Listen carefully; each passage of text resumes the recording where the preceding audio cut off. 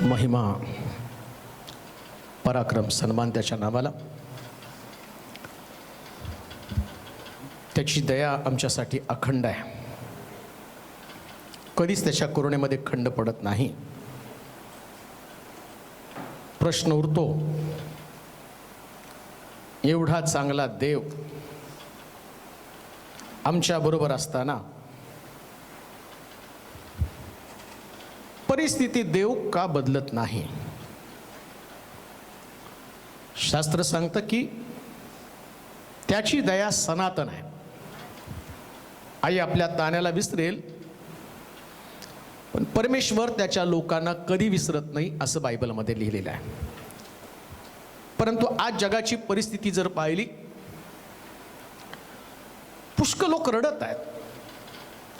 रात्रंदिवस उपवास, प्रार्थना, साखळीच्या प्रार्थना, असंख्य गोष्टी जगभर चालू आहेत. रस्त्यावरती लोक प्रार्थना करत आहेत. मग बऱ्याच लोकांचे प्रश्न आहेत, एवढा चांगला देव, एवढा चांगला प्रभू, एवढा करुणा संपन्न देव, मग का ही पीडा, ही समस्या, हे लोकांचं मरण, या अडचणी परमेश्वर दूर का करत नाही? अनेक लोक विचारतात, कुठे आहेत भविष्यवक्ते, कुठे देवाचे सेवक, कुठं लपलेत ते? प्रश्न जास्त आहेत, समस्या मोठ्या आहेत. काही करता मरण थांबायला तयार नाही. मृत्यूपासून अजूनही कोणाची सुटका व्हायला तयार नाही. आणि कोणीच खात्री देत नाही की या गोष्टी केव्हा स्टॉप होतील. प्रश्न उरतो, हे का? काही देवापर्यंत, देवाच्या कानावरती आमचे शब्द पोचत नाहीत का? देव का दुर्लक्ष करत आहे? का परमेश्वर आम्हाला त्यातनं बाहेर काढत नाही? त्याच्यासाठी आम्ही एक वचन वाचणार आहोत. पण देव कधी चुकत नाही. चुकणं हे परमेश्वराच्या स्वभावामध्ये नाही.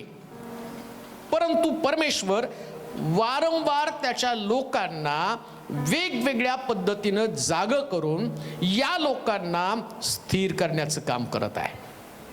त्याची इच्छा एकच आहे, कोणत्याही परिस्थितीमध्ये लोकांनी देवाकडं वळावं. जर लोक देवाकडे वळले नाहीत ना, आणि त्याच्यानंतर आम्ही पाहतो की परमेश्वर कोणत्याही परिस्थितीमध्ये आपला क्रोध लोकांमध्ये टाकल्याशिवाय राहत नाही.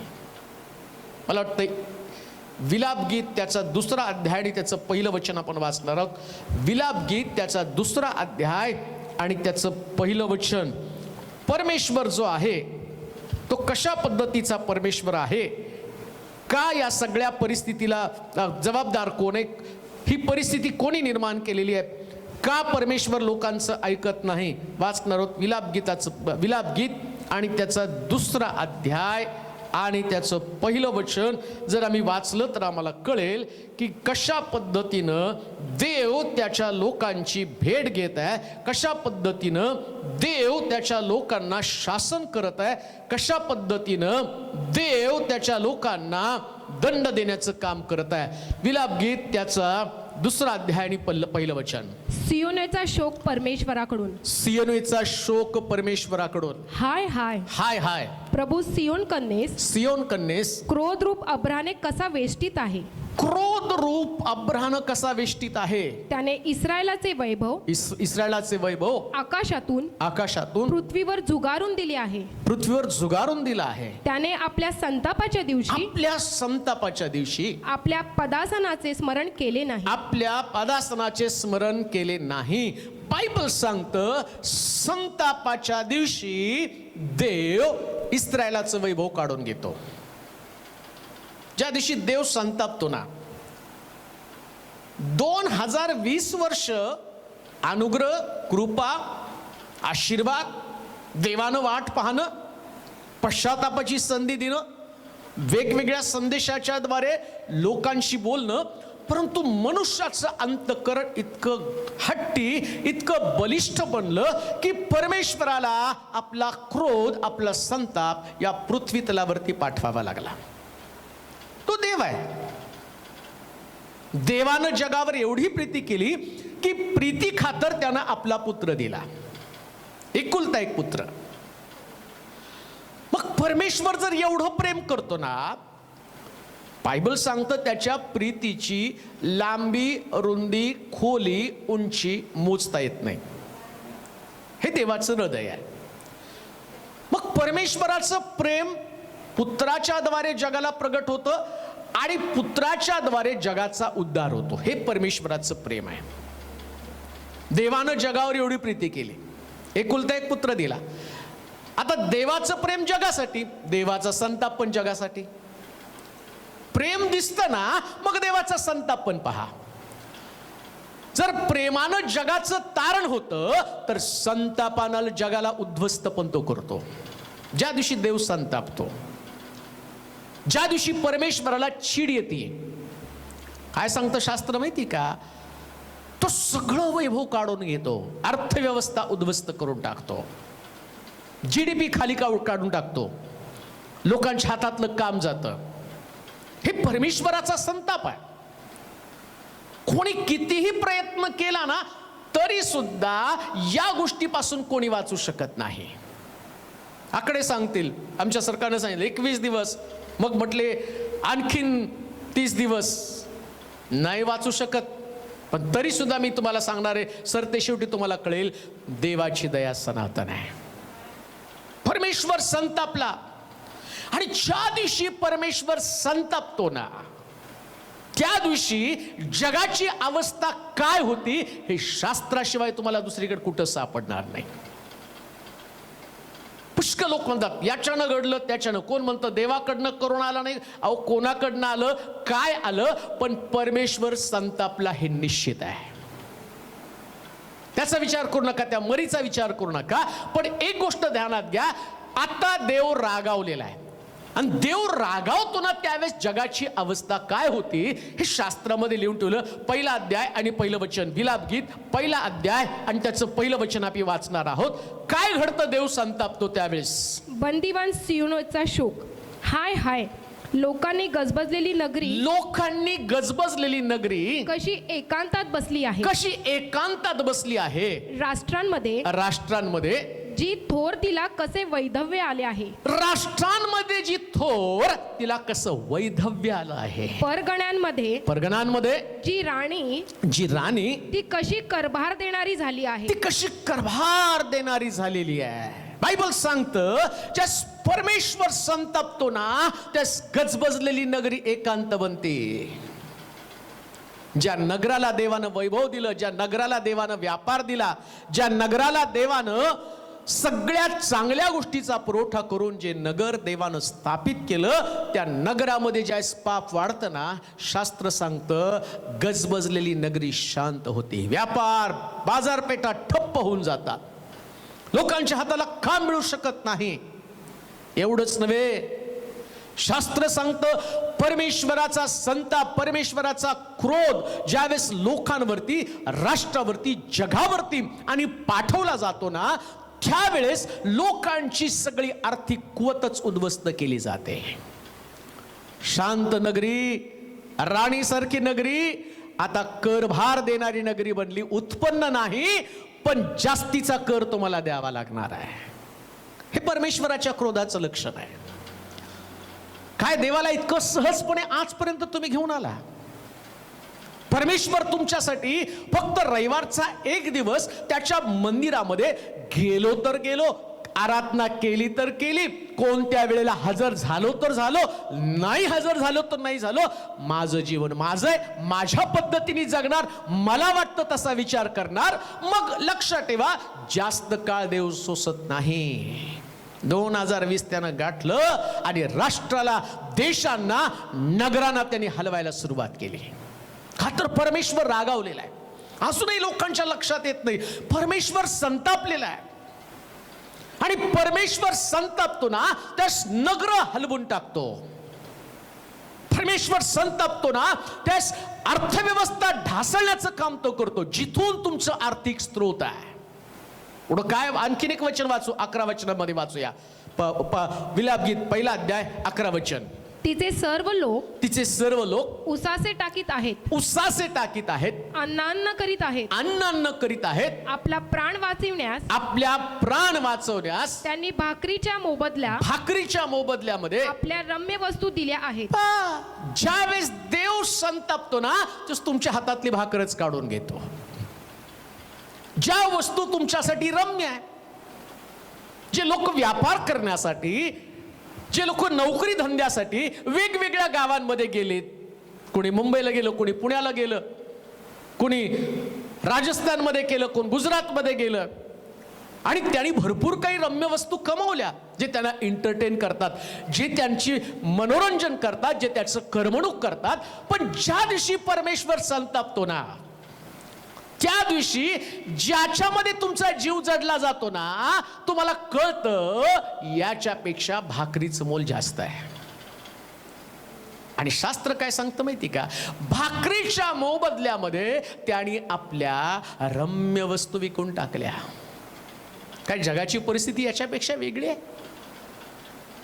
कधी देवाच्या मंदिराला महत्व दिलं नाही, पण त्याने त्या घरामधल्या असणाऱ्या बेडला महत्व दिलं. ज्याच्यावरती तुम्ही झोपला, देवाच्या मंदिरात गेला नाही, पाप कर्म करण्यासाठी ती वापरली. तासनतास टीव्ही समोर बसून आपला वेळ खर्च केला, आणि परमेश्वर म्हणतो आता विका. कारण प्रथम प्राधान्य तुम्ही मला द्यायला पाहिजे, तर तुम्ही त्या गोष्टीला प्राधान्य दिलेलं आहे. काही लोक लग्नाला गेले पण चर्चला आले नाहीत, त्याच्यावर पण बंदी आणली त्यांनी. काही लोक घराच्या बांधणीला त्यांनी महत्व दिलं. राहा बरं तुमच्या घरामध्ये, आता दाखवा राहून त्या घरामध्ये. परमेश्वर संतापला का? कारण देवाला दुय्यम स्थान दिलेलं प्रभूला कधीच आवडत नाही. आता तरी सुधरा. हे दिवस जातील, 100% जातील, कारण तो देव आहे. पण जोपर्यंत त्याचा क्रोध संपत नाही ना, तोपर्यंत एक एक वस्तू तो तुमच्यातनं काढून टाकणार आहे. एक एक वस्तू. भाकरीसाठी मनुष्य तुम्ही बघितलं का? रस्त्यानं जाताना त्यांच्या डोक्यावरती भाकरी होत्या. रेल्वेच्या ट्रॅकवरती जे मेलेले लोक आहेत ना, त्या रक्तानं माखलेल्या भाकरी होत्या. कारण भाकरी डोक्यावरती ठेवून ते चालत आहेत. अन्न करून मरत आहेत लोक. खाण्यासाठी भाकरी नाही, पोटात घालण्यासाठी अन्न नाही. कारण परमेश्वर म्हणतो मी भाकरीला सगळ्यापेक्षा मोलवान करेल. कुठं आहात? का घडत आहे? कारण परमेश्वर संतापला. एवढे दिवस देवाचं प्रेम पाहिलं. देवानं नोकरी दिली, देवानं लग्न दिलं, लग्न केलं, चांगली बायको मिळाली, चांगला नवरा मिळाला, देवानं लेकरं दिली, रोजची भाकर त्यानं आम्हाला दिली. हे परमेश्वराचं प्रेम पाहिलं. आता परमेश्वराचा संताप पहा. काय घडतं अजून वाचा 17 वचनामध्ये. 17 वचन, पहिला अध्याय 17 वचन. सियोनेने आपले हात पसरले, पण तिचे सांत्वन करणारा कोणी नाही. कसा परमेश्वराचा क्रोध आहे. कोणता तरी देश कोणत्या देशाला मदत करेल म्हटलं तर सगळ्यांकडे प्रॉब्लेम तोच आहे. जगामधला एक सुद्धा देश, कोणतं गाव जे कालपर्यंत म्हणतो ते ग्रीन झोन मध्ये अचानक त्यांच्याकडे 100-200 पेशंट वाढतात. ज्या देशामध्ये अजूनपर्यंत एक रुग्ण नव्हता, आमच्या सोलापूरमध्ये किती दिवस तर रुग्ण नव्हता, अचानक 1100-1200 झालेले आहेत. आणि आम्हाला असं वाटलं नाही, आम्ही खूप प्रार्थना करतो म्हणून आमच्याकडं नाही रे. देव तो देव आहे. शासन करताना तो कोणाची गय करत नाही. असं काही जगामध्ये संकट निर्माण करतो, सांत्वन करणारा कोणी पण नसणार आहे. सगळे देश एकमेकाकडे नजर आले. कोण लस काढतं, कोण सांत्वन देतं. जोपर्यंत देवाचा समय, क्रोधाचा समय जात नाही, तोपर्यंत लस पण येत नाही. 100%. आणि त्याचा क्रोध कसा घालवायचा नाही हे तुम्हाला शास्त्रातनं मी सांगणार आहे. कसा पश्चाताप करायला पाहिजे, कसं देवासमोर जायला पाहिजे, कसं परमेश्वराला परत आणि आम्ही शोधलं पाहिजे. परंतु एक गोष्ट ध्यानात ठेवा, परमेश्वराचा संताप आहे. हा कोणता संताप आहे? कोणीच कुणाचं सांत्वन करायला नाही आहे. कुठला जिल्हा तुम्हाला सुरक्षित ठेवत नाही. एखाद्या गावामध्ये जर तुम्हाला जायचं ना, तर त्या गावातले लोक तुम्हाला बाहेर काढतात. ते म्हणतात तुम्ही आमच्या गावामध्ये यायचं नाही, तुमच्यामुळे आमचं गाव बाधित होऊन जाईल. कोण सांत्वन करणार आहे? परिवारामध्ये सुद्धा बाहेरचा व्यक्ती, जो कमवणारा व्यक्ती, 700-800 किलोमीटर चालून मुलगा गेला, धावत पळत माझ्या परिवारामध्ये जावं म्हटलं, तर त्या परिवारातल्या लोकांनी त्याला म्हटलं बाहेर जा, क्वारंटाईन हो का? सांत्वन करणारा कोणी नाही. मेल्यावरती आई बापाचं प्रेत नाकारणारी मुलं आहेत, ते म्हणतात आम्ही त्यांची मयत करणार नाही का? सांत्वन करणारा कोणी नाही. याच्या अगोदर जर कोणी मेलं तर त्याच्या मैतीला कितीतरी गर्दी पडत होती, परंतु आता थोर लोक मरतात पण त्यांच्या मैतीला पण कोणी जात नाही. सांत्वन करणारा पण कोणी नाही. हा देवाचा क्रोध आहे. परमेश्वराच्या क्रोधाला ज्यास वाट मिळती ना, त्यास देवाच्या क्रोधामध्ये सगळ्या लोकांना भस्म व्हावं लागतं. सगळ्या लोकांना भस्म व्हावं लागतं. खालपर्यंत जे आणि आम्ही स्वतःच्या इच्छेप्रमाणे जगणारे लोक, परंतु आता देव त्याची इच्छा पूर्ण करत आहे. त्याच्या प्रेमाचा केलेला अपमान, त्यानं दिलेल्या संधीला दवडणं, वारंवार वचनाच्या द्वारे बोध करत असताना आपल्याच मनाच्या इच्छेप्रमाणे चालणं आणि परमेश्वराला एक खिशातली वस्तू तुम्ही समजत नव्हता का? आता त्याची किंमत चुकवावी लागणार आहे. काय किंमत चुकवावी लागणार आहे? वाचूया 2 अध्याय 6 आणि 7 वचन. विलाप गीत आणि त्याचा 2 अध्याय 6 आणि 7 वचन. परमेश्वर ज्या संतापतो त्यास काय होतं? विलाप गीत 2 अध्याय 6 आणि 7 वचन. बागेतला मांडव उद्ध्वस्त करावा, बागेतला मांडव उद्ध्वस्त करावा, त्याप्रमाणे त्याने आपला मांडव उद्ध्वस्त केला आहे. आपला मांडव उद्ध्वस्त केला. त्याने आपल्या सभास्थानाचा विध्वंस केला आहे. परमेश्वरानं सण व शब्बात यांचा सियोनेत विसर पाडिला आहे. रविवार विसरून गेले, शब्बात विसरून गेले, चर्च होत नाही, सण होत नाहीत, लोकांना घरात सण साजरे करावे लागतात. किती महिने चर्च बंद आहे, चॅनल वरून तुम्ही बोलावं लागतं, फेसबुक उतलं. मग काय फेसबुक मधनं बोलून तुम्हाला तुमची भूक भागली जाते, आराधनेची भूक भागली जाते. मग लोक तर प्रार्थना करते, देवा लवकर चर्च चालू होऊ दे. तो चर्चवर पण संतापलेला आहे. आणि का संतापला त्याचं कारण मी तुम्हाला सांगणार आहे. ज्या उपासनेसाठी लोक एकत्र जमत, प्रेषितांच्या कृत्यामध्ये म्हटलं, ते घरोघरी एकत्र जमत भाकर मोडण्यामध्ये, प्रार्थना करण्यामध्ये तत्पर होते आणि ते एक दिलाचे, एक चित्ताचे होते. मंडळीमध्ये लोक एकत्र जमत होते, पण त्यांचं एक चित्त नव्हतं. एकमेकामध्ये असणारा संघर्ष, अंतर्गत राजकारण आणि त्याच्यामध्ये द्वेष भावना, मंडळीतला व्यभिचार, मंडळीतलं जारकर्म, मंडळीमधलं अशुद्ध जीवन, आणि परमेश्वराने त्याचा क्रोध मंडळीवर सुद्धा पाठवला. चर्च बंद, सण बंद, ईस्टर गेला, गुड फ्रायडे गेला, कित्येक शब्दात असेच गेले, अजून किती जातील सांगता येत नाही. का तर परमेश्वर संतापला, मंडळीवर पण तो संतापलेला आहे. तुम्हाला काय वाटलं? तुम्ही प्रार्थना करता आणि देव आज ना उद्या चर्च चालू करेल आणि आमच्या मोठ्या साक्षी आहो. पश्चाताप पहिल्यांदा मंडळ्यानं पश्चाताप केला पाहिजे. आपल्या मंडळीतल्या दोष, मंडळीतल्या चुका, आपल्या कमतरता आम्ही शोधल्या पाहिजे. काय मंडळीमध्ये चुका आहे? अजूनपर्यंत इतिहासात कधी चर्च, मंदिर बंद पडलं नाही, पण परमेश्वर संतापल्यावर तो त्याच्या मंदिराचा पण विसर पडतो. अहो 40 दिवस 40 रात्र पाऊस पडल्यानंतर देवानं आठवण करून पाऊस बंद केला आणि योनाला त्यानंतर 120 दिवस आणि त्याच्यानंतर त्याला बाहेर काढलं. पण अजून पण देव लोकांना बाहेर काढायला तयार नाही. या करोना संबंधानं देवाला आता किती 80-90 दिवस झाले तरी सुद्धा देवाला आठवण होईना. त्याला वाटत नाही. आम्ही म्हणतो देवा आम्हाला तुला भेटण्याची उत्कंठा आहे. अरे मलाच तुम्हाला भेटू वाटत नाही का? मंदिरात येऊन तुमचं परिवर्तन नाही, तुमच्या जीवनामध्ये बदल नाही, तुमचं हृदय नीट नाही, तुमचं अंतःकरण नीट नाही, तुमचं जीवन बदललेलं नाही. तुम्ही मंदिराला अतिशय चीप समजत गेला, शब्दाला चीप समजत गेला. कसा परमेश्वर क्रोध आवरेल?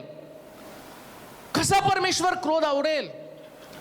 मंदिरामधली अश्लीलता, मंदिरामधलं व्यभिचार, मंदिरामधलं अशुद्धपण आणखीन वाचू खाली त्याच्या वचनामध्ये, 2 अध्याय 6 आणि 7 वचन वाचा बरं. बागेतला मांडव उद्ध्वस्त करावा, बागेतला मांडव उद्ध्वस्त करावा, त्याप्रमाणे त्याने आपला मांडव उद्ध्वस्त केला, आपला मांडव उद्ध्वस्त केला. त्याने आपल्या सभास्थानाचा विध्वंस केला आहे. विध्वंस केला. परमेश्वरानं सण व शब्बात यांचा सियोनात विसर पाडिला आहे. सियोनेत विसर पाडला आहे. त्याने आपल्या क्रोध संतापाने राजा व याजक यांचा धिक्कार केला आहे. कुणाचा धिक्कार केला? राजा आणि याजक. किती सुद्धा कुठल्या पंतप्रधानानं, कुठल्या राजानं काहीही केलं, लॉकडाऊन करा, अजून सोशल डिस्टन्सिंग पाळा, बऱ्याच गोष्टी तुम्ही केल्या, तरी तो म्हणतो मी त्या राजाला सक्सेस होऊ देणार नाही, त्याला यश मिळू देणार नाही, कोणत्याही परिस्थितीमध्ये त्याला यशस्वी होऊ देणार नाही. किती याजकानं किती प्रार्थना केल्या, तो म्हणतो मी याजकांचा पण धिक्कार करून टाकला. का हो याजकांचा धिक्कार केला? कुठली गोष्ट याजकांच्या बाबतीमध्ये देवाला खटकत आहे? कोणती गोष्ट याजक, देवाचे सेवक, या सेवकांच्या बाबतीमध्ये आज कित्येक सेवक भविष्यवाण्या करत आहेत. मोठमोठे संतगण, मोठमोठे सेवक, मोठमोठ्या सेवकांना भविष्यवाण्या केल्या, अमक्या तारखेला आणि तो असणारा आजार निघून जाणार आहे. देवानं नाही ऐकलं. मग त्याने आतापर्यंत केलेल्या सगळ्या भविष्यवाण्या खऱ्या ठरल्या, आताच्या भविष्यवाण्या का खऱ्या ठरत नाही? का आता त्या भविष्यवाण्या वास्तवामध्ये सिद्धीस येत नाही? याचं कारण देवानं याजकांचं पण ऐकायचं बंद करून टाकलं, पाळकांचं पण ऐकायचं त्यानं बंद करून टाकलं. हे आमच्यासाठी हाय एक सेवक म्हणून हे आमच्यासाठी एक प्रकारे आणि फार मोठी देवाकडनं असणारी पीडा आहे. चर्चेस बंद आहे, कसं बिचाऱ्या पाळकांचं चालत असेल? वाईट वाटतं कधी कधी. काही पाळक सांगतात परिस्थिती गंभीर आहे, परिस्थिती फार कठीण आहे, कुटुंब कसं. 100% लोकांकडे काम नाही तर तुम्हाला कसं मिळणार आहे? तुमचा परिवार, तुमचं कुटुंब, तुमचं घर चालणं मुश्किल आहे. याचं कारण काय माहिती का? ज्या दिवशी प्रभूनं तुम्हाला सेवेसाठी बोलावलं ना, सेवा करत असताना जर ती सेवा देवाच्या वचनानुसार आपण केली ना, तर परमेश्वर आमच्यावरती कधी रागावणार नाही. परंतु झालं काय माहिती का? याजक कुठं कमी पडले, याजक कुठं आणि त्या ठिकाणामध्ये कमी पडले, त्याच्या संबंधाने आम्ही वाचणार आहोत. मला वाटते 9वं वचन वाचता का? तिच्या वेशी जमिनीत खचले आहेत, त्याने तिचे अडसर मोडून नष्ट केले आहेत. त्याने तिचे 14 वचन वाचा. तुझ्या संदेष्ट्यानं तुझं संबंधानं निरर्थक व मूर्खपणाच्या गोष्टींचा, तुझ्या संदेष्ट्यानं निरर्थक व मूर्खपणाच्या गोष्टींचा दृष्टांत पाहिला. तुझा बंदिवास उलटण्यासाठी तुझे दुष्कर्म प्रगट करावयाचं ते त्यांनी केले नाही. तर त्यांनी तुझं संबंधाने निरर्थक व तुला हद्दपार करण्याजोगे दृष्टांत पाहिला. का देवानं सेवकाचं ऐकायचं बंद केलं? लोकांना पाप दाखवण्याच्या ऐवजी त्यांना त्यांच्या पापावरती पांघरून घालत गेले. कसा देव सेवकांच्या बाबतीत ऐकेल? मला कधी कधी प्रश्न पडायचा. रोज देवाजवळ प्रार्थना करायचो, देवा तुझ्या सेवकांची काय चूक आहे? चर्च चालू नाही झालं तर ते सेवक जगणार कसे? आणि मग ते जर माघारी गेले तर तुझी सेवा करणार कोण? बरेच दिवस या गोष्टी विचार करत असताना आणि काल ज्यावेळेस मी या वचनाचा विचार करतो तो त्यावेळेस तो म्हटला, अरे या सेवकांना मी लोकांना रिपेअर करण्यासाठी, त्यांना आत्मिक जीवनामध्ये वाढवण्यासाठी, त्यांना माझं मत लोकांना कळवण्यासाठी सांगितलं, पण सेवकांनी असे दृष्टांत लोकांना दाखवले ते मूर्खपणाचे दृष्टांत आहेत. ते कधीच माझ्या अंतःकरणामध्ये नव्हतं. सेवक लोकांनी आणि लोकांमधलं पाप दाखवण्याच्या ऐवजी ते लोकांना एंटरटेन करत बसले, त्यांची करमणूक करत बसले. एक व्यक्ती चुकतो, एक मुलगा चुकतो, एक मुलगी चुकती, तिच्यातलं पाप दाखवण्याच्या ऐवजी तिच्याच हातात बायबल, त्याच्याच हातात बायबल दिलं, करा तुम्ही प्रचार. जे व्यभिचारी आहेत, ज्या तरुणांचे डोळे मंडळीतल्या तरुणींकडे आहेत, पास्टरला पण माहिती आहेत, मंडळीला पण माहिती आहेत. यो म्हणतो मी आपली नजर कुठल्या कुमारिकेवर जाऊ तरी कशी देऊ, ते सगळं माहिती असताना सुद्धा बेफामपणे मंडळीत चाललेले दुष्कृत्य, एकही देवाचा सेवक उठून त्याचा विरोध करू शकला नाही. एक सेवकाला माहिती हा व्यक्ती दारू पितो, तरी सुद्धा तो व्यक्ती त्या ठिकाणामध्ये आणि मोठ्या पदावरती आहे. आणि तो व्यक्ती जो तंबाखू खातो, जो गुटखा खातो, जो व्यभिचार करतो, जो वाईट कर्म करतो, जो शिवीगाळ करतो, या सगळ्या लोकांना घेऊन मंडळी चालूच आहे. का देव याजकांना दंड देणार नाही? वेदी पवित्र आहे, देवाचं मंदिर पवित्र आहे. का देव याजकांना दंड देणार नाही? मी काय हे तुम्हाला सांगतो माहिती का? कुणावर टीका म्हणून नाही, देवाचं अंतःकरण समजावं. परमेश्वराच्या गिरीवरती कोण चढेल? ज्याचे हात शुद्ध, ज्याचं अंतःकरण शुद्ध. आज मिनिस्ट्री एकदम चीप झालेली आहे, एकदम चीप झालेली मिनिस्ट्री. चुका करणारे लोक ते जर जाऊन वचन सांगायला लागले, मग लोक कसे दुरुस्त होणार? मग लोकांना सत्य कसं समजणार? असत्य जर सत्याला प्रगट करू लागलं तर सत्यावरती कुणाचा विश्वास राहील? जे चुका आहेत, शास्त्रात सांगितलं सेवक हा याजकानं एक पत्नीत्व, अध्यक्षाचं काम करणारा एक पत्नीत्व असावं. आणि जर सेवकांना बहुपत्नी अनेक पत्नी असेल आणि त्याचं बघून दुसरा व्यक्ती त्याला कॉपी करतो, का तर तो म्हणतो त्यानं केलं देवानी त्याला काही केलं नाही, मला कसं करेल? आता बघा काय करतो देव. वाट पाहतो. वचन वाचण्याच्या ऐवजी लोकांना कॉपी करत आहेत. देवानं एवढे दिवस काही बोलला नाही, पण आता देव बोलायला लागला. आता देवानं क्रोध ओतायला सुरुवात केली. काम देऊ नये का? परमेश्वराच्या वचनापेक्षा कोणी सेवक मोठा नाही, हे सिद्ध झालेले. पुन्हा एकदा कोणी सुद्धा देवाच्या वचनापेक्षा मोठा असू शकत नाही. देवाचं वचन लोकांमध्ये सुधारणा करण्यासाठी असलंच पाहिजे. याजकांनो, देवाच्या सेवकांनो, आता तरी जागे व्हा. सत्य बोलण्यासाठी कधी माघार घेऊ नका. भले तुमच्या मंडळीतले लोक गेले तरी चालतील, पण ते जिंकले गेले पाहिजे. देवापासून ते दूर जाता कामा नये. मंडळीपासून दूर जाऊ द्या, पण देवापासून दूर जाऊ देऊ नका. इथं लिहिलंय त्यानं. वाचा बरं ते वचन. हा. या संदेष्टाने तुझ्या संबंधाने निरर्थक व मूर्खपणाच्या गोष्टींचा दृष्टांत पाहिला. ते विजन दृष्टांत पाहतात. कोणाचा? कसला दृष्टांत पाहतात? यानं याच्यासाठी लग्न, हा मुलगा आणि ही मुलगी. मला कोणीतरी एक मुलगी आली, तिने सांगितलं मी हिच्या संबंधाने या मुलाला स्वप्नामध्ये पाहिलं, देवाची इच्छा ही हेच नीचं लग्न ठरावं. असले घाणेरडे दृष्टांत, असले स्वप्न, ज्याच्यानं मंडळीची उन्नती विकास होईल, ज्याच्यानं देवाचं आणि तुमचं नातं घनिष्ठ होईल, असा दृष्टांत, अशी स्वप्न ज्याच्यानं आत्मिक जीवनाची बांधणी केली जाईल. एवढं चीप करू नका. ज्या व्यक्तीनं चूक केली ना, त्यानं पश्चाताप करून दूर राहणं गरजेचं आहे. तो आज मुलीला पळून नेतो आणि दुसऱ्या दिवशी हातामध्ये बायबल घेऊन प्रचार करतो. तो आज कोणाची पाळक लोकांनी सुद्धा जर अशा पद्धतीचं वर्तन केलं, पत्नी असताना आणखीन काही स्त्रियांबरोबर त्यांचे संबंध, का याजकाला देव दंड देणार नाही? का शब्दात देव बंद करून टाकणार नाही? सॉरी, क्षमा करा, मला क्षमा करा. परंतु जे वास्तव देवाच्या अंतःकरणातल्या गोष्टी जाणून घेणं गरजेचं आहे. का चर्च बंद आहे? का उपासना बंद आहे?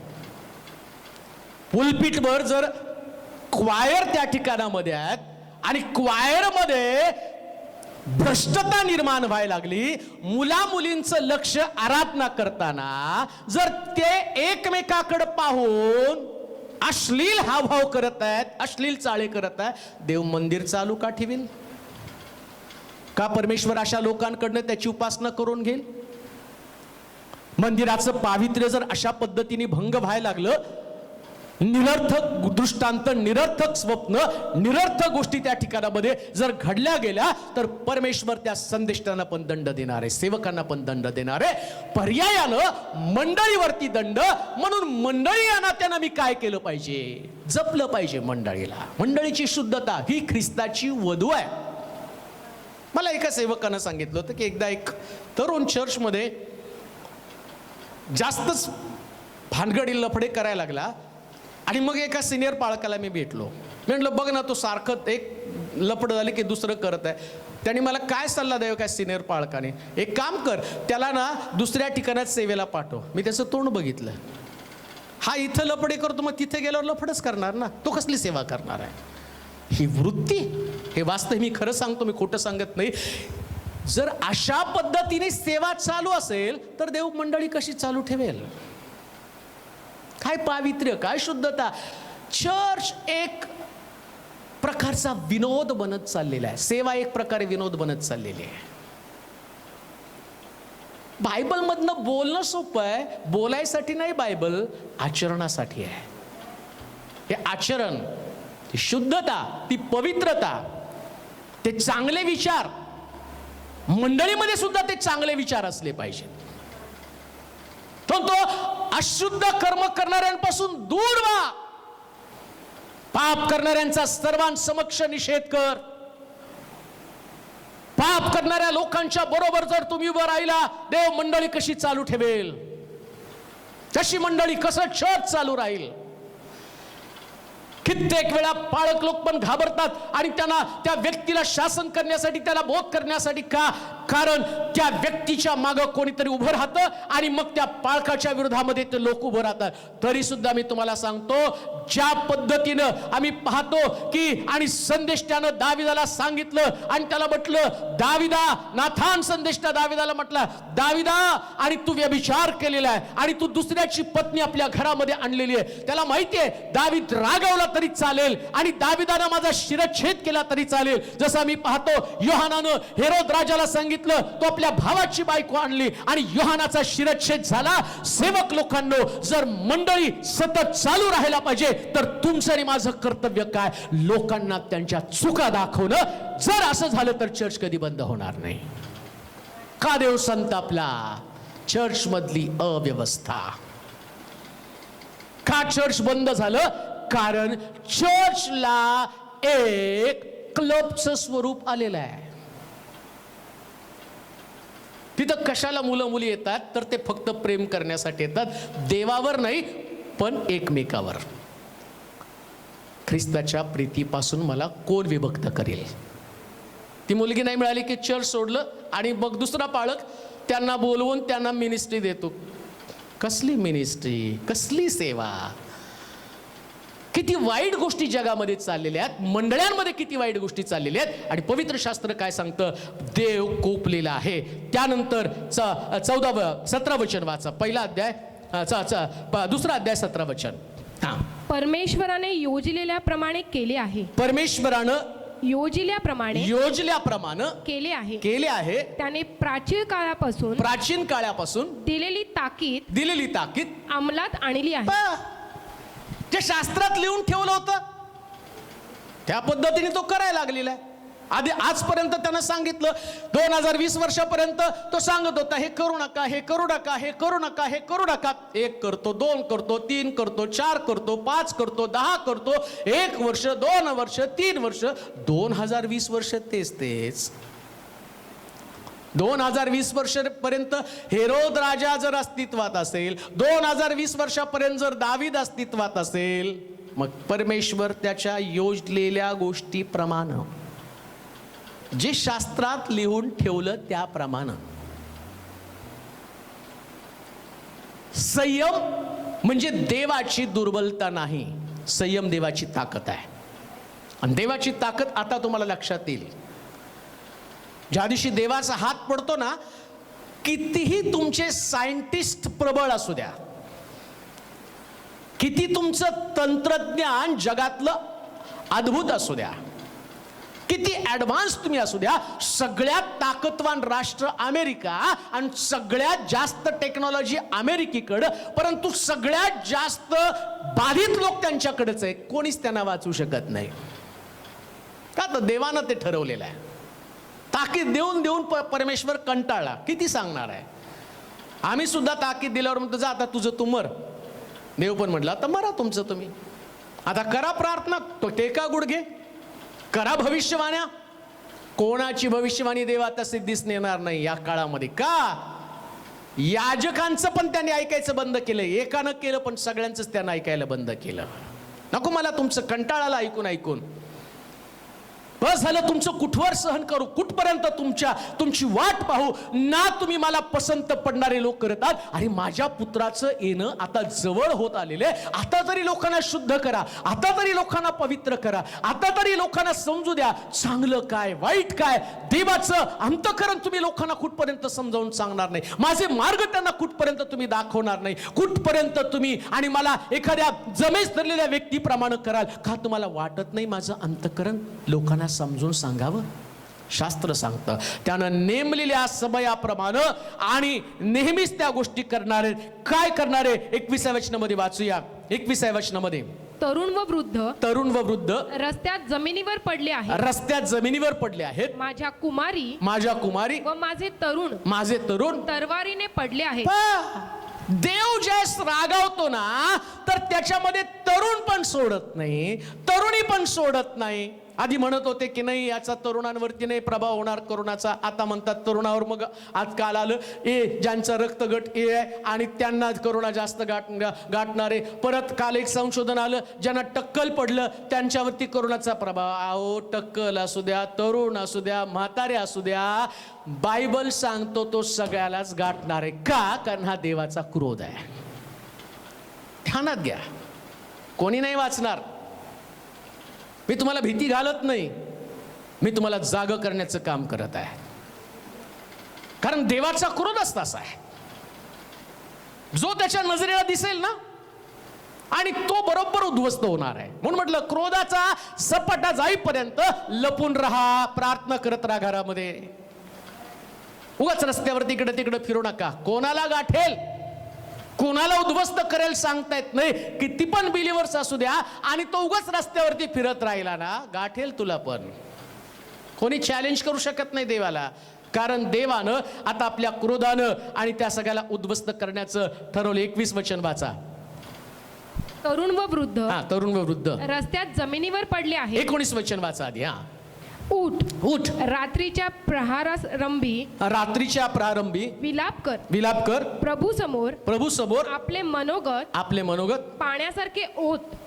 19 वचन. उठ रात्रीच्या पहिला अध्याय. बरोबर घ्या, तेच घ्या. बालके त्याच्यामध्ये. उठ रात्रीच्या प्रहारंभी विलाप कर प्रभू समोर आपले मनोगत पाण्यासारखे ओत. तुझी बालके हर एक गल्लीच्या चव्हाट्यावर भुकेने व्याकुळ झाली आहेत. त्यांच्या प्राणरक्षणासाठी त्याचकडे हात पसर. तुमची बालक. काय देवाचा क्रोध संताप काय तुमच्या लक्षात येतं का? तो तुमची बालक भुकेनं व्याकुळ होत आहेत. परवाच कोणीतरी, मी ते पेपरला वाचलं, टीव्हीला बातमी पाहिली. स्टेशनवरती एक बाप उतरतो, त्याचा मुलगा दुधासाठी तडफडत असतो. इकडे तिकडे दूध शोधतो, येऊन पाहतो तर काय मुलगा तडफडून मरून गेला. भाकर शोधण्यासाठी बाप कुठं तरी गेला तर त्याचा मुलगा तडफडून मरून गेला. एक बालक आपल्या आईच्या पदराला धरून थांबतं, त्याची आई तिथं तडफडून कधीच मरून गेली माहित नाही. कित्येक लोक त्या गाडीमध्ये, कित्येक लोक रस्त्यावरती, कोण जाता जाता मरून पडत आहे. कारण शास्त्र सांगतं हा देवाचा संताप आहे. त्याच्यामध्ये बालक सुद्धा सुटणार नाहीत, त्यांना सुद्धा क्षमा नाहीये. काय देवाचा क्रोध आहे, काय देवाचा संताप आहे. आताची जी जगाची परिस्थिती आहे ना, ही जगामध्ये येण्याचं कारण आम्हाला शोधणं गरजेचं आहे. कोण निर्माण केली, कोण याच्या मागचा सूत्रधार. आणि का तो अशा प्रकारची परिस्थिती निर्माण करत आहे, किती आम्हाला सावध राहिलं पाहिजे, काय आम्हाला केलं पाहिजे. म्हणून तो म्हटला, रात्रीच्या मध्यप्रहरी उठून प्रार्थना कर, विलाप कर तुझ्या लेकरांसाठी. तुम्ही तुमच्या लेकरांसाठी प्रार्थना करा. अन्न करून त्याने मरू नये. तुमची लेकरं वाचावीत यासाठी तुम्हाला प्रार्थना करणं गरजेचं आहे. बालके भुकेनं व्याकुळ झालेले. आता विलाप गीत 3रा अध्याय 7 आणि 8 वचन वाचा, पटकन वाचा. विलाप गीत 3रा अध्याय 7 आणि 8 वचन वाचा. त्याने माझभोवती कुंपण केले म्हणून, त्यानं माझ्या भोवती कुंपण केलं म्हणून माझ्याने बाहेर पडवत नाही. देव रागवतो ना, कंटेनमेंट झोन मध्ये पाठवतो. काय लिहिले? त्याने माझभोवती कुंपण केले मजबूती कुंपण केलं म्हणून माझ्याने बाहेर पडवत नाही. कुंपण केलं, कंटेनमेंट झोन जाहीर, मला बाहेर पडता येत नाही. त्याने माझी बेडी भारी केली. माझी बेडी भारी केली. मी धावा, रोज तिथे करोनाग्रस्त सापडतात, बेडी भारी केली. आज सुटल मग सुटल म्हटलं तर तो म्हणतो नाही, त्यांनी माझी बेडी भारी केली. मी धावा करीतो व गाराणे करतो तेव्हा तू माझ्या विनवणीस प्रतिबंध करतो. आता तिथं जाऊन किती कंप्लेंट करा, आमच्याकडे दवाखाना नाही, डॉक्टर नाहीत, आमचे लोक बाहेर जाऊन आणि कसं काम करणार, पैसे कसे येणार, आम्हाला रेशन द्यायला कोणी येत नाही. याचं कारण देव म्हटला, मीच कंटेनमेंट झोन बनवून टाकले. का तर ते लोकांनी कधीच माझं ऐकलं नाही, ते लोक कधीच माझ्या हाकेला त्याने उत्तर दिलं नाही. मग आता देव या गोष्टी करत हे तुमच्या ध्यानात येऊ द्या, ते मला बाहेर पडू देत नाहीत असं त्या ठिकाणामध्ये सांगितलेलं आहे. 17 वचन वाचा बरं. 17 वचन. तू माझ्या जीवाला शांतीपासून दूर ठेवलं, समृद्धीला मी पारखा झालो आहे. सगळी समृद्धी गेली, सगळं तुमची बरकत निघून गेली. आता बेकारी असं सांगतात की कोट्यावधी लोक बेकार होणार आहेत. घरातलं विकावं लागणार आहे, सोनं विकावं लागणार आहे, घरातल्या वस्तू विकाव्या लागणार आहेत. आणि एवढं करून तो म्हटलं त्यांनी शांती पण काढून टाकली. कोण आता शांत आहे सांगा मला? कोणत्या परिवारामध्ये शांती, कोणत्या व्यक्तीला, कोणत्या वक्त्याला, कोणत्या परिवाराला, कोणत्या देवाच्या सेवकामध्ये शांती? सगळ्यांची शांती त्यानं काढून टाकली. कोणालाच भविष्याविषयी आशा नाही, एकदम हताश, निराश. आणि या प्रकारे देवानं त्या लोकांना करून टाकलं. पण 22व्या वचनामध्ये काय सांगितलं ते आपण वाचूया. 22वं वचन वाचूया. आम्ही भस्म झालो नाही, ही परमेश्वराची दया होय. पण आज सकाळी गोष्ट तुम्हाला सांगेल, अजूनही देवानं आम्हाला राखलं. हालेलुया. अजूनही आमच्या लेकरांना राखलं. अजूनही आमचे वृद्ध सुरक्षित आहेत, अजूनही आमचे तरुण सुरक्षित आहेत. परंतु एक गोष्ट ध्यानात ठेवा, देवाला चीप करू नका, सेवेला चीप करू नका. परमेश्वर ज्या दिवशी रागवतो त्या दिवशी आम्ही भस्म झाल्याशिवाय राहणार नाही. 31 वचन, 31 आणि 32 वचन. कारण प्रभू कायमचा त्याग करणार नाही. तो जरी दुःख देतो तरी तो आपल्या दयेच्या वैफल्यानुसार करुणा करीतो. पण आता प्रभू तुम्हाला जास्त काळ या पिढीमध्ये ठेवणार नाही, कारण माझा प्रभू फार प्रेमळ प्रभू आहे. मी एवढं सगळं सांगितलं तुम्हाला भीती दाखवण्यासाठी नाही, पण देवाचं चांगुल पण तुम्हाला दाखवतो. जास्त काळ तुम्ही या भयामध्ये राहणार नाही. ज्या दिवशी तुम्हाला कळेल ना, मंडळांना कळेल आपल्या चुका काय आहेत, ज्या दिवशी सेवकांना कळेल माझ्या चुका काय आहेत, त्या दिवशी देव आपोआप त्याच्या मनामध्ये बदल करेल. जोपर्यंत सेवकांना चूक कळत नाही, मंडळीतल्या लोकांना चूक कळत नाही, त्या ठिकाणामध्ये असणाऱ्या उपासकांना चूक कळत नाही ना, तोपर्यंत परमेश्वर आपलं मन कठीणच करणार आहे. म्हणून आता काय केलं पाहिजे नेमकं माहिती का? काय करावं? 40 वचनामध्ये वाचा बरं. चला आपण आपले मार्ग शोधू व तपासू आणि परमेश्वराकडे परत जाऊ. काय केलं पाहिजे आता? एवढं मी सगळं सांगितलं. कुठं आम्ही चुकलो, सेवक म्हणून मी कुठं चुकलो, कोणत्या गोष्टीला मी परवानगी दिली, व्यभिचार करताना त्या व्यभिचाराच्या बरोबर थांबलो का, पाप करणाऱ्याच्या बरोबर थांबलो का, कोण माझ्यासमोर शिवीगाळ करताना मी त्याच्या बरोबर थांबलो का, सेवक म्हणून माझ्याकडं मी स्वतःच एक व्यभिचार आहे का? मंडळीतल्या तरुण तरुणींना बोध करताना मंडळी वाढावी टिकावी याच्यासाठी तुम्ही त्यांना पाप करण्याला मुभा दिली का? आणि मंडळीमध्ये असणाऱ्या तरुण तरुणीनं ज्या पद्धतीने वर्तन करायला पाहिजे तसलं वर्तन न केल्या कारणानं आज एवढ्या लोकांना देव शासन करत आहे. शास्त्र काय सांगतं माहिती का? परमेश्वर एवढा कृपाळू आहे ना, सदोम गोमोराचा नाश करताना अब्राम म्हटला, देवा 40 लोकांसाठी तू त्या देशाला तारशील का? तो म्हटला होय, 40 सापडली तर चालेल. शेवटी म्हणतो 10 लोकांसाठी त्या नगराचा बचाव करशील का? तो म्हटला हो, 10 लोक जरी असले तरी मी नगराचा बचाव करेल. कोणत्या मंडळीमध्ये काय चाललं? थोडक्या मंडळी असा, 10 लोकांप्रमाणे असा, न जाणो या जगावरचा क्रोध देव काढून टाकेल. बाकीच्या मंडळांमध्ये चाललेल्या गोष्टी तुमच्या मंडळीत येता कामा नये. अरे तो बाकीच्या मंडळांमध्ये चालत नाही का? अरे 10 लोक तो अपेक्षित करत आहे. सदोम गमोरामध्ये ते 10 लोकांनी आपलं वेगळं पण दाखवलेलं आहे. मंडळीला वेगळं पण दाखवलंच पाहिजे, मंडळीतलं पाप बाहेर काढलंच पाहिजे. मंडळी व्यक्तीची नाही, पवित्र देवाची आहे.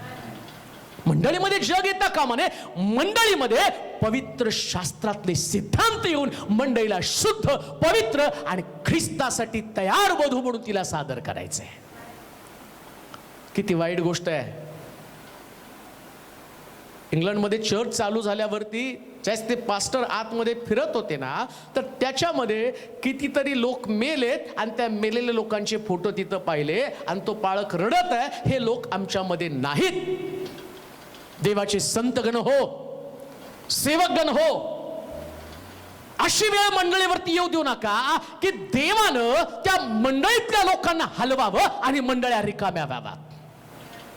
त्याच्यासाठी आम्हाला, तुम्हाला आणि मला काय केलं पाहिजे?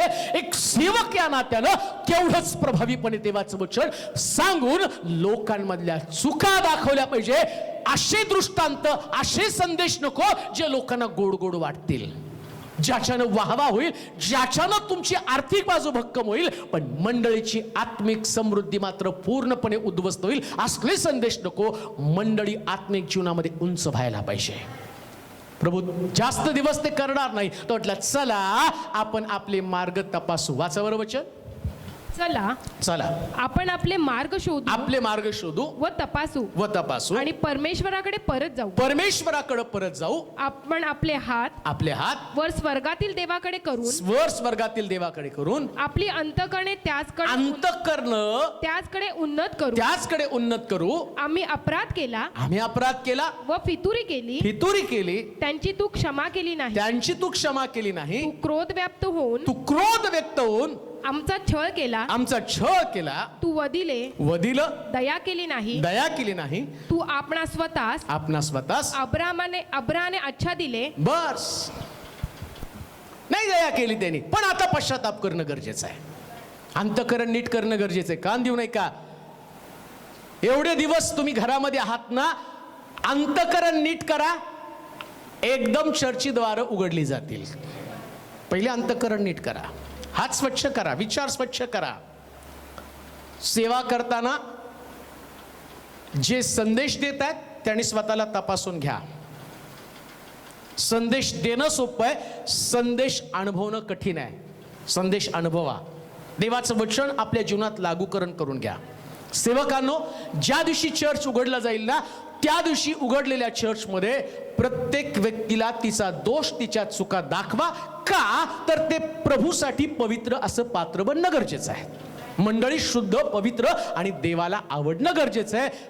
देवाजवळ माझी प्रार्थना हीच असेल, लवकरात लवकर प्रत्येक मंडळी उघडली जावी, बिल्डिंग उघडल्या जाव्या. चर्च तर तुम्हीच आहात, तुम्ही तुमच्या घरामध्ये चर्च आहात, परंतु तुम्ही एकत्र येऊन परमेश्वराच्या उपस्थितीचा अनुभव घ्यावा आणि तुम्हाला देवानं त्याच्या सानिध्यामध्ये न्यावं आणि तो येईल तेव्हा त्याच्यासाठी सिद्ध आणि पवित्र करण्यासाठी देवाचं वचन तुमच्या अंतःकरणामध्ये काम करावं. यासाठी देवाचं मंदिर उघडणं गरजेचं आहे. परंतु तत्पूर्वी प्रत्येक जो व्यक्ती देवाचं वचन ऐकत आहे, मार्ग सुधारा, माघारी फिरा, जीवनातली कमतरता दूर करा. शास्त्राला त्यावेळेस हात लावा जेव्हा तुम्ही पश्चाताप कराल. संदेश त्यावेळेस द्या जेव्हा तुमचं जीवन नीट होईल, लोकांसमोर आदर्श होईल. उगाच स्पर्धा म्हणून देवाचं वचन गाजवू नका. ती एक जबाबदारी आहे आणि ती जबाबदारी पार पाडण्यासाठी मला देवाच्या वचनानुसार स्वतःमध्ये बदल करणं गरजेचं आहे. देवबाप तुम्हाला आशीर्वादित करो. यावेळेस एक गीत आपण गाऊ, परमेश्वराची उपासना करू, आराधना करू आणि देवाला आपण जीवन समर्पित करूया आणि प्रभूला म्हणू, प्रभू आजपर्यंत आमच्या चुका घडल्या, परंतु आता इथून पुढं आम्ही तुझ्याच मार्गामध्ये आम्ही चालणार आहोत. जो 3 महिने झाले ते तुझ्या मंदिरामध्ये नाही. प्रभूची दया कर देवा, करुणा कर. तुझ्या वचनात तुझ्या सानिध्यात उभं राहणाऱ्यांची केवढी धन्यता, किती आशीर्वाद आहे तुझ्या सानिध्यात उभं राहण्यामध्ये.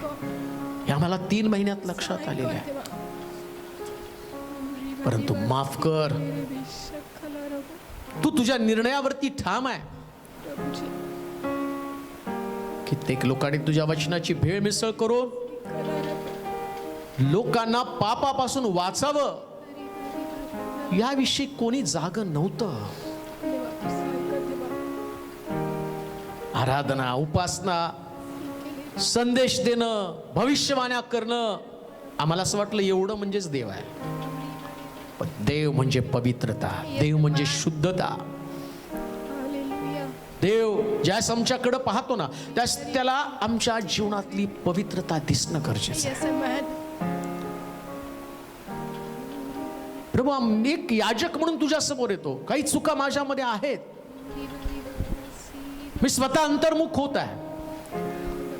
धैर्य देते, बोलनेस देते, धैर्य दे. जे चूक आहे ती दाखवण्याची ताकद माझ्यामध्ये उत्पन्न कर.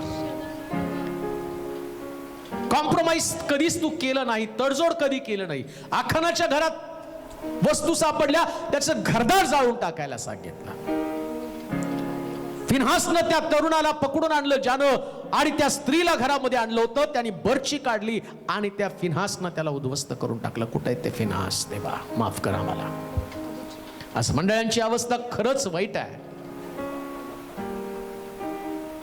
त्यांना पाहून ज्या पद्धतीनं तुझं अंतःकरण तुटलं, आम्हाला माफ कर. सेवा म्हणजे चैन विलास नाही, सेवा म्हणजे त्याग, समर्पण आहे. परंतु आज त्याग समर्पण निघून गेल्यामुळे चर्चेस बंद आहेत. पण आज आम्ही प्रार्थना करतो, पश्चाताप दग्ध होऊन क्षमा मागतो. पुन्हा तुझ्या मंडळीचं वैभव परत मिळू दे. हजारो आत्मे तारणामध्ये येऊ दे. हजारो लोकांचं परिवर्तन होऊ दे. व्यसनातनं सुटू दे, व्यभिचारातनं सुटू दे, लुबाडणुकीमध्ये सुटू दे, मारामारा करण्यातनं सुटू दे, अशुद्ध अंतःकरणातनं बाहेर पडू दे.